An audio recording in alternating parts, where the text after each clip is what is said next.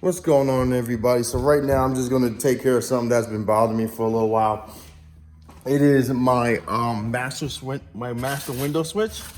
So I ordered a new panel, and I also got the new button configuration, because this is mainly what's been going on, but I'm upgrading the cover plate too, because mine's all dingy, dirty. It looks like crap. So all we need is a flathead screwdriver. We're gonna come on the inside part here. We're gonna pry out. I'm trying to do this with one hand, so bear with me. There you go. Push that out, the little clips pop off. All right. And then this rise right up. There we go. Yummy, yummy. Look at that. So it looks like I got a couple of damaged clips in here, but we're not gonna worry about that too hard right now. Really the only way to replace those is to replace the whole door. So we're gonna release this tab.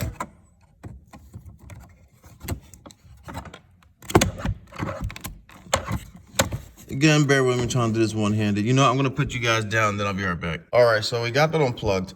Next thing, you're gonna take off 1, 2, and 3 of these tabs. And then you're just gonna use those bolts, those screws, to pop on the new control module. And then you just pop it back in the car, and that's it. You're good to go. So I had to make a slight adjustment to the bezel for the new switch. The place that I ordered it from made the clearance way too tight. So when you would hit the up part of the switch, it would get stuck in the up position and it wouldn't automatically come back down.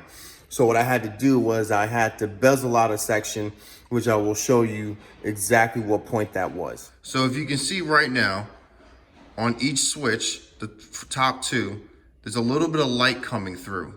That little bit of light was not there before. So I had to bezel that down to give it a little bit more space, because the lower lip of the switch was getting caught. I had to do the same thing on the bottom. A little scratched up, I gotta clean it up a little bit, but there was no spacing. And I figured that out by just comparing the new switch to the old switch. So again, you see where that gapping is? I gotta clean that up a little bit more. But where that gapping is, it was completely flush against the button, and that wasn't allowing it to reset when you released it.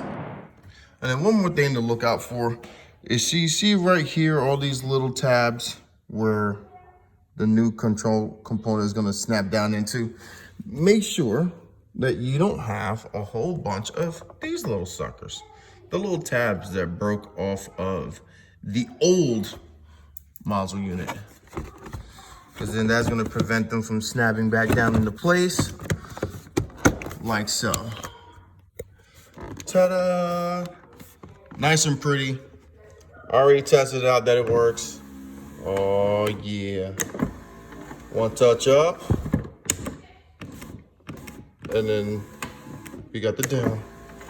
All right. Now this one is a little bit tighter than the last one. I might have to do a little bit of readjusting, but we should be good. All right, see you on the next one.